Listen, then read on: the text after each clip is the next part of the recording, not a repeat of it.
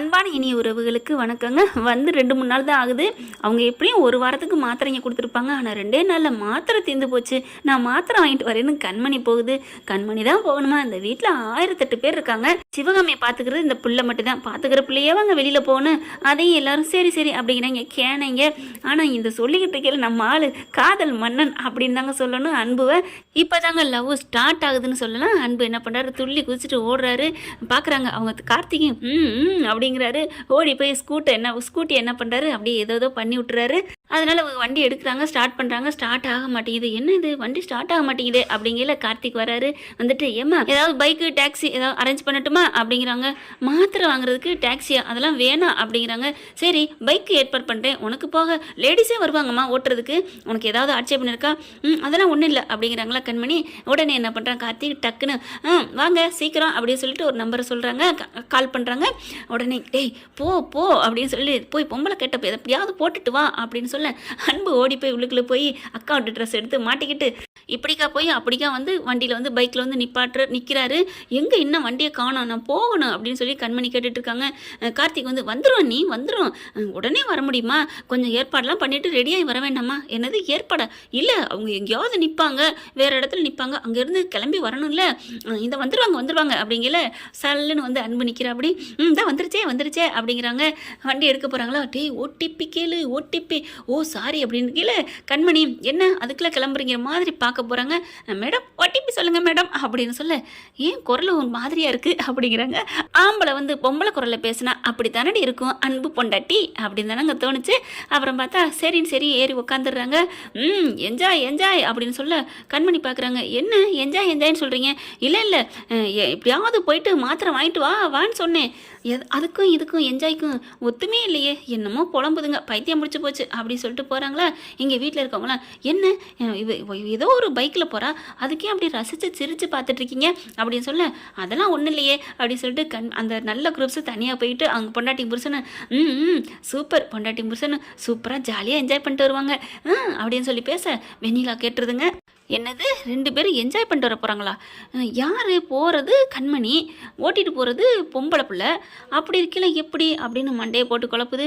ஒன்றும் புரியலையே அப்படின்னு சொல்லிட்டு இருக்கல. ஐயோ இப்போ எந்த மெடிக்கலுக்கு போயிருப்பாங்க அப்படிங்கிற, எப்படியும் ஹாஸ்பிட்டலுக்கு தான் போயிருப்பாங்க, நம்ம போய் பார்ப்போமா அப்படின்னு நினச்சிட்டு என்ன பண்ணுது, இந்த வெண்ணிலாம் ஃபாலோ பண்ணி போகுது. ஆனால் இவங்க வண்டியில் போயிட்டுருக்காரு நம்ம தலைவர்.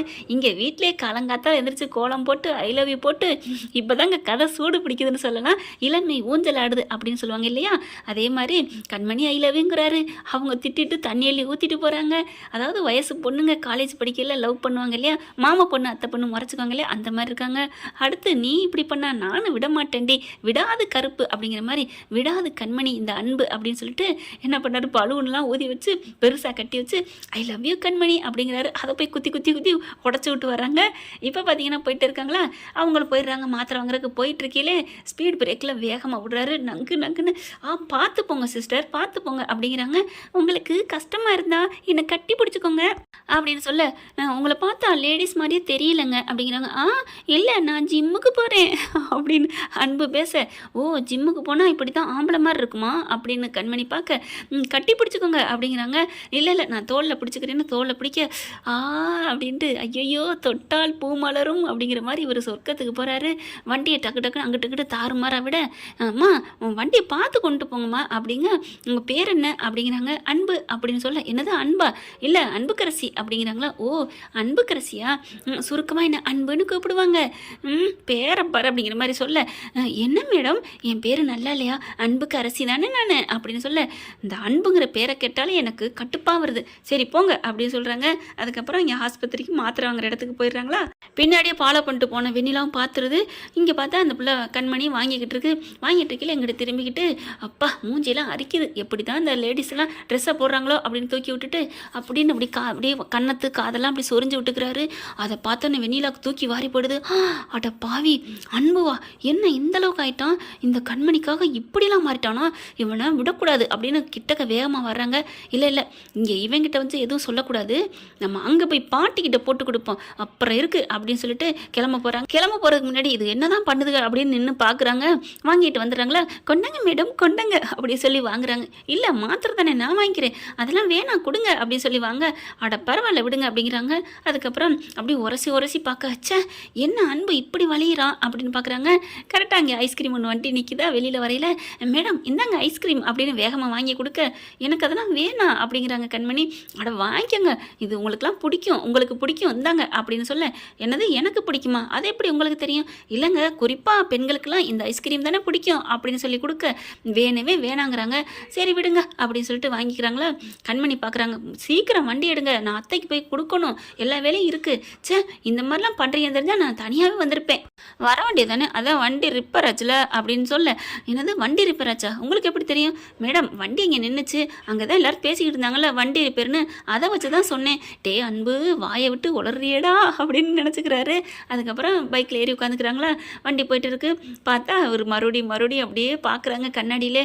என்ன கண்ணாடியிலே பார்க்குறானே, ஒன்றும் பார்க்குறாளே அப்படின்ட்டு, ஏமா அரசி நீ என்ன முன்ன பின்ன லேடிஸை பார்த்ததே இல்லையா? ஏன் மேடம் அப்படின்னு அன்பு கேட்க, இல்லை இந்த மாதிரி குறுன்னு பார்க்குறேன். இல்லை மேடம் நான் நீங்கள் எனக்கு பார்த்தா எங்கள் மாமா பொண்ணு ஒருத்தி இருக்கா, அவளை மாதிரியே அச்சு அசல் இருக்கீங்க தெரியுமா, அதனால தான் உங்களையே பார்த்தேன். பாவம் அவள் போன மாதம்தான் இறந்துட்டா, அதனால தான் அவள் நினைப்பா வந்துச்சு, வேற ஒன்றும் இல்லை. ஓ அப்படியா, சாரிம்மா, ஐயோ இது தெரியாமல் உன்னை நான் தப்பாக நினச்சிட்டேம்மா அப்படின்னு கண்மணி சொல்ல, பரவாயில்ல மேடம் நீங்கள் தப்பாக நினச்சாலும் எனக்கு ஒன்றும் இல்லை, யாராக இருந்தாலும் அப்படித்தான் நினைப்பாங்க அப்படின்னு சொல்ல, சரி பரவாயில்ல அரசி வண்டியை ஓட்டு. மேடம் என்னை யாருமே இப்படிலாம் அரசின்னு கூப்பிட்டதே இல்லை தெரியுமா, ஏன் எல்லாரும் அன்புன்னு தான் கூப்பிடுவாங்க, நீங்களும் என்னை அப்படியே கூப்பிடுங்க. அரசின்னு கூப்பிட்டா எனக்கு என்னமோ பிடிக்கல, நம்ம என்ன அரசியா கஷ்டப்பட்டுட்டு லோன்னு வேலை பார்த்துட்ருக்கோம், நம்ம என்ன அரசி மாதிரியாக இருக்கிறோம் அப்படின்னு சொல்ல, அப்படிலாம் இல்லை எனக்கு அன்பு பிடிக்கல, ப்ளீஸ் மேடம் அன்புன்னு சொல்லுங்களேன். இங்கே பாருங்கள் அன்புன்னு உங்களை கூப்பிட மாட்டேன், அன்புன்னு கூப்பிட்டா எனக்கு பிடிக்காது, அன்புலாம் ஒரு பேரா, அன்புன்னு எவன் பேரை வச்சான், எவன் அன்புன்னு கண்டுபிடிச்சான், இனிமேல் நான் அன்புன்னு கூப்பிட மாட்டேன். கொய்யால எத்தனை வாட்டி அன்பு பிடிக்கலன்னு சொல்லிட்டு 1000 வாட்டி சொல்லிட்டீங்களே மேடம். ஐயோ ஒரு வாட்டி கூட அரசின்னு தான் கூப்பிடுவேன் அப்படின்னு சொல்லவே இல்லை, அன்புன்னு கூப்பிட மாட்டேன், அன்பு பிடிக்காதுன்னு இத்தனை வாட்டி சொல்லிட்டீங்களே. ஏன் மேடம் அன்புன்னா உங்களுக்கு வெறுப்பா, உங்களுக்கு ஏதாவது அன்புன்னு ஒரு ஹஸ்பண்டோ இல்லை காதலனோ இல்லை ஒரு எனிமியோ இருக்காங்களா அப்படின்னு கேட்க, 3 பேருமே இருக்காங்க, ஆனால் இருந்தாங்க அதனால தான் எனக்கு பிடிக்கல. ஓ இருக்காங்களா ஐயோ அப்படின்னு சந்தோஷம் தாங்கலை. அப்படியே பேசிக்கிட்டே வராங்க. வீட்டுக்கு வர்றாங்க. வீட்டுக்கு வந்தால் இந்த வெண்ணிலாப்பில் எல்லாத்துலேயும் சொல்லி கொடுத்துருது, அந்த வந்தவளை நீங்கள் சும்மா விடக்கூடாது அப்படின்னு சொல்லிட்டு, இந்த அன்பு தான் இப்படி போயிருக்கா தெரியுமா அப்படின்னு சொன்னோன்னே, ஐயோ போட்டு விட்டுருச்சே பேய் பிசாசு பூதான் அப்படின்னு கார்த்திக்கு செம்மதில் இருக்க. உடனே காண்டில் இருக்குது அந்த பாட்டி. ஏண்டா நீ தான் எல்லாம் ஐடியா கொடுத்ததா? ஐயோ பாட்டி அப்படிலாம் இல்லை, வரட்டு இன்னைக்கு என்ன நினச்சிட்டு இருக்கா அவ, யார் அப்படிங்கிற அன்பு தான், அதுன்னு அவ பொம்பளை வேஷம் போட்டதுனால அவன்னு சொல்லிட்டேன், அவன் வரட்டும் அப்படிங்கிற கரெக்டாக வந்து இறங்குறாங்க. இறங்கின கையோட வண்டியை போய் வேகமாக போய் பிடிக்குது வெண்ணிலா. வண்டியை விடுங்க மேடம் நான் போகணும் அப்படிங்கிறாங்க.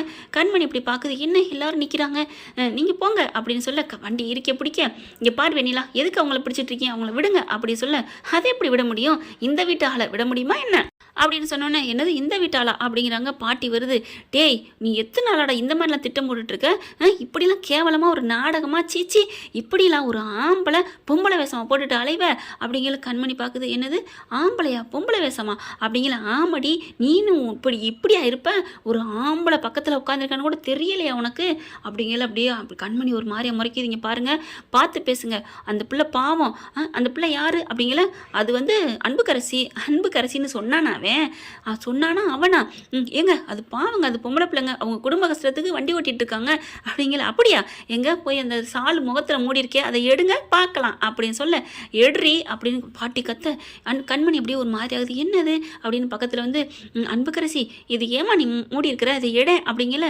இல்லை ஒன்றும் இல்லை அப்படின்னு சொல்ல, இல்லை எடுங்க அப்படிங்கிற. எடுக்க மாட்டேன், நான் வண்டி எடுத்துகிட்டு போகிறேன், எடுக்க மாட்டேன் அப்படின்னு சொல்லிட்டு இந்த பிள்ளை, அதாவது அன்பு எடுக்கிறார் வண்டியை, ஆனால் வெளியில் எடுத்துட்டு இரு அப்படின்னு சொல்லிட்டு அந்த சால் மூடி இருக்குல்ல அப்படியே மூக்கை பிடிச்சி இழுத்துறது, முகத்தில் இருக்க அந்த திரை விலகுது. அப்படியே இப்போ பாருடி யாருன்னு அப்படின்னு சொல்ல, கண்மணி அப்படி திரும்பி பார்க்குது. பார்த்தோன்னே அதிர்ச்சி ஆகுது. அப்படியே அன்பு நீங்களா அப்படின்னு சொல்ல அப்படியே தலையை சொல்லிட்டு நான் தான் கண்மணி, நீ பார்த்து ஒத்தையா போவில்லை, அதனால தான் நான் வந்தேன் அப்படின்னு சொல்ல அப்படியே ஒரு மாதிரி ஆகுறாங்க. அப்படியே கண்மணிக்கு செம்ம காண்டாகுது. ச்சே, இப்படி நம்பிக்கை துரோகம் பண்ணீங்களே, இதெல்லாம் உங்களுக்கு என்ன பொழப்பு அப்படிங்கல, உனக்கு தெரியாம தான் நீ போயிட்டு வந்திருக்க அப்படின்னு சொன்ன கையோட கார்த்திகை பார்க்குறாங்க. போதுமா, எதுக்கு இப்படி எனக்கு கெட்ட பேர் ஏற்படுத்துறீங்க அப்படின்னு சொல்ல, இல்லை அண்ணி, அண்ணன் பாவம் அப்படிங்கல, சி அப்படின்னு சொல்லலை. இங்கே பாருங்க பாட்டி, கண்மணிக்கு இதுக்கும் அன்னைக்கு இதுக்கும் எந்த சம்மந்தம் இல்லை அப்படிங்கல பயங்கரமாக திட்டுறாங்க. அப்போ வெண்ணிலா பிடிச்சி செம்ம கொடுத்து கழட்டுறாரு அன்பு. உனக்கு ஏன் இந்த வேண்டாத வேலை? அப்புறம் இதெல்லாம் தப்பு இல்லை, எது தப்பு? என் பொண்டாட்டி கூட நான் போகிறது தப்பா? இங்கே பார், இந்த மாதிரி வேலை வச்சுக்கிட்டேன்னு வையேன் அப்படின்னு சொல்லிட்டு அப்படியே அறைய போகிறாரு. வெண்ணிலா வந்துட்டு பாட்டி அப்படிங்க, ஏன்டா அவளை திட்டுற, ஏன்டா அவளை அடிக்க போகிற அப்படின்னு சொல்லி கத்துறாங்க. காய்ச்சி மூச்சுன்னு கத்தாச்சா, தள்ளுங்க, இனிமேல் என் மூஞ்சிலே முழிக்காதீங்க அப்படின்னு சொல்லிட்டு அன்பை திட்டிட்டு கண்மணி உள்ளுக்க போயிடுறாங்க. மாத்திரை கொடுக்குறதுக்கு மாமியாருக்கு. அன்புக்கு சந்தோஷம் தாங்கலை. ஆஹா, ஐயோ, ஒரு 1.5 மணி நேரம் நம்ம பொண்டாட்டி கூட ஒன்றா போயிட்டோமே அப்படின்னு சொல்ல மறுபடியும் ரூம்குள்ளே போயிட்டு அப்படியே ஜாலியாக இருக்காரு. அப்படியே கண்மணி ஒரு கர்ச்சீப்பை அந்த வண்டியில் விட்டுருச்சா, அதை எடுத்துகிட்டு அப்படியே மூஞ்சில் அப்படியே வச்சுக்கிட்டு ஆஹான்னு பாடிட்டு இருக்காரு. பக்கத்தில் போகிறாரு கார்த்தி.